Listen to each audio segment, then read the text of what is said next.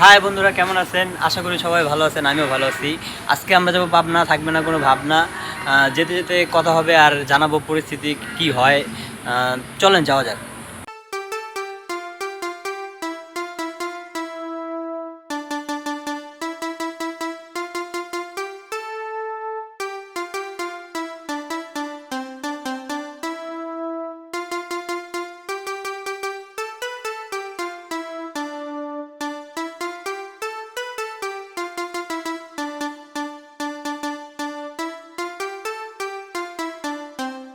আমরা চলে আসলাম যমুনা সেতু।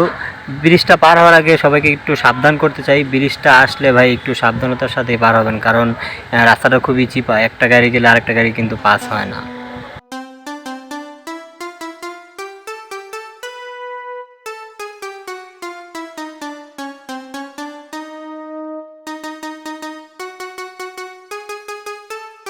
ভাই, সিরাজগঞ্জ মোড় পার হওয়ার পরে একটা ভয়াবহ অ্যাক্সিডেন্ট দেখলাম। দেখেন, খুবই ভাই গুরুতর অবস্থা। গাড়ি তো একটার সাথে আরেকটার পুরো মুখোমুখি সংঘর্ষ। এখানে হয়তো একটা বড় গাড়ি আসতেছিল বনপাড়া থেকে, একটা গাড়ি যাচ্ছিল, তারপরে একটা আমের গাড়ি আসলো, ওভারটেক করার চেষ্টা করলো, আর ভাই দুর্ঘটনাটা এরকম।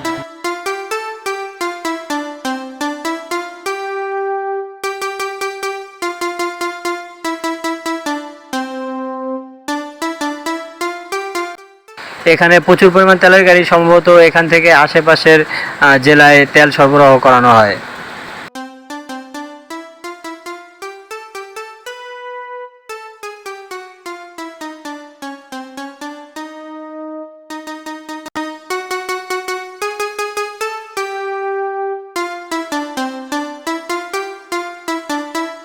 আমরা চলে আসলাম পাবনা ভেড়া বাজার।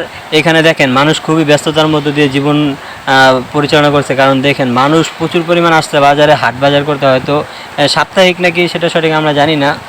যাই হোক, আরেকটা বিষয় চোখে যেটা বললো, ওনারা কিন্তু পাটের উৎপাদন করে ভাই প্রচুর পরিমাণ। অবশেষে আমরা চলে আসলাম পাবনা শহর। জায়গাটার পরিবেশ ভালোই ভাই, কিন্তু মানুষগুলিকে তেমন একটা সুবিধার মনে হলো না।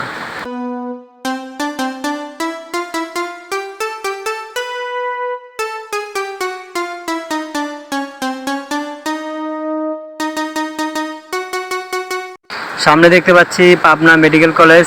আমরা আশা করছি আমাদের গন্তব্যে। এখানে হয়তো আরেকটা দালান কিছু একটা উঠাবে, সেজন্য এই কেমিক্যাল আনছে ওনারা ঢাকা থেকে।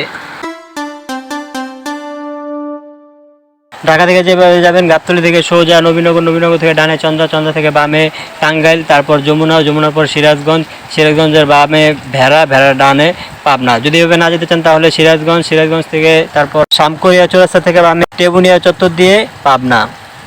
আরেকটা গুরুত্বপূর্ণ বিষয় ভাই, পুরো দেশ কিন্তু পানির জলে ভাসছে।